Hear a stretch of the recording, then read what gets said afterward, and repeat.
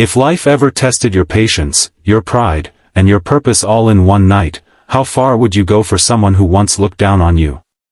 This story isn't just about a man and his boss, it's about humanity, forgiveness, and how one storm can change two lives forever. So before we begin, hit that like button, subscribe to the channel, and stay till the end, because the twist will remind you that kindness has power even when the world forgets it. Rain poured from the heavens like the sky itself was breaking apart. Roads flooded, winds screamed, and the city seemed to vanish beneath sheets of gray. Inside a small apartment on the edge of town, a man sat by the window, staring at the storm. His name was Daniel Hayes, a single father raising his 9-year-old daughter, Lily. Life hadn't been kind to him. He worked as a driver for a wealthy company executive named Victoria Lane, a woman known for her cold heart and sharp tongue. Daniel didn't complain much. Every morning, he'd drop Lily at school, then drive Victoria to meetings where she barely acknowledged his existence. To her, Daniel was just the driver. But to Lily, he was a hero, a man who never gave up, no matter how heavy the rain. That night, however, something unexpected happened. Daniel's phone rang just as he was tucking Lily into bed. It was the security guard from the company. "Sir, Mississippi Lane, your boss, she's in trouble. She left the office party drunk and tried to drive. Her car's stuck near the old bridge. The storm's getting worse." Daniel hesitated for a second. This was the same woman who had humiliated him just last week for being 5 minutes late. But then he looked at his daughter, sleeping peacefully. What kind of example would he set if he ignored someone in need? Without another thought, he grabbed his coat, told the neighbor to watch Lily, and ran into the storm. The city streets were chaos. Trees swayed dangerously, lights flickered, and water gushed from every corner. Daniel's wipers fought to keep the windshield clear, but the storm was relentless. When he finally reached the bridge, his headlights caught the outline of Victoria's car, half submerged in muddy water. He jumped out, shouting her name. "Victoria! Can you hear me?" Through the rain, he heard a faint cry. She was trapped inside, pounding weakly on the window. Without a second of hesitation, Daniel waded through the freezing water, managed to pry open the jammed door, and pulled her out. She was shivering, half-conscious, and terrified.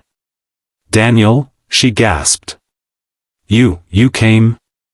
"Hold on," he said, wrapping his coat around her. "You're safe now." He carried her to his car, started the engine, and drove her home. But as the storm worsened, they couldn't make it across the flooded main road. He made a decision that would change both their lives. He took her to his small apartment. When they entered, Lily had woken up, rubbing her sleepy eyes. "Daddy, who's that?" "This is Miss Victoria," Daniel said softly. "She had some trouble. She'll stay here tonight." Victoria looked around the modest apartment, cracked paint, second-hand furniture, and a faint smell of tea. Yet, there was warmth, something her luxury apartment never had. Lily smiled at her, offering a blanket. "You look cold, miss. Daddy makes the best hot cocoa. Would you like some?" For the first time, Victoria's eyes softened. She nodded quietly. That night, while the storm raged outside, Daniel and Lily offered her warmth she'd never known. Victoria sat silently, watching how Daniel spoke gently to his daughter, how he tucked her in, whispering stories until she drifted off to sleep. Later, Victoria said quietly, "You could have left me there."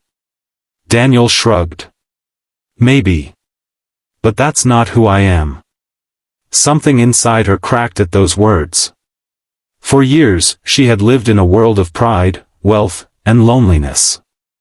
And here was a man who had nothing, but somehow had everything that mattered. The next morning, when the storm cleared, Victoria woke to the smell of coffee. Daniel was making breakfast for Lily before school. She stood there watching them, her heart heavy with something she hadn't felt in years, gratitude. "Thank you," she whispered. For last night. For everything. Daniel smiled politely. No need to thank me, ma'am. Just glad you're okay. She left soon after, quiet and thoughtful. Daniel didn't think much of it. To him, it was over, a simple act of decency in a cruel world. But the next morning, there was a knock on his door. When he opened it, Victoria was standing there, not in her usual designer clothes, but in jeans and a sweater, holding a small box. Her eyes were soft, her voice trembling. Daniel. I owe you more than a thank you.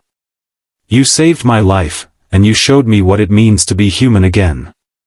She handed him the box.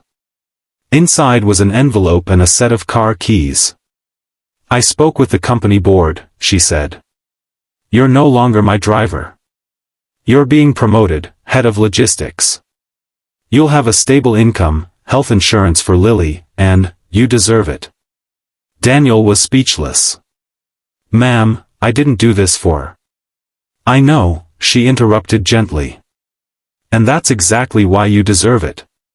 She looked down, tears glistening. I used to think power meant being above people. But you, last night, you showed me real strength is lifting others up, even when they've looked down on you. Daniel smiled quietly. Storms don't last forever, ma'am. Sometimes they just wash away what needs to change. She nodded, tears slipping down her cheeks. Then she looked toward Lily, who peeked from behind the door. Hi again, Victoria said softly. How about we go get that hot cocoa you promised? Lily giggled, and Daniel finally laughed too, the first real laugh he'd had in years. Weeks passed. Victoria became a different person at work, kinder, humbler, and more approachable. She even started a company program to support single parents, inspired by Daniel's story. And for Daniel, life began to turn. The promotion meant better days, more time with Lily, and a chance to build the life he'd only dreamed of. But he never forgot that night, the storm, the fear, and the moment when compassion changed everything. Closing message. Sometimes, the people who seem cold are just the ones life has frozen for too long. And sometimes, one act of kindness can melt years of silence. So, if this story touched your heart, don't forget to like, share, and subscribe. Because maybe, just maybe, your small act of goodness could save someone from their own storm. Remember, storms may break trees, but they also plant roots deeper in the soil of those who choose to stand firm.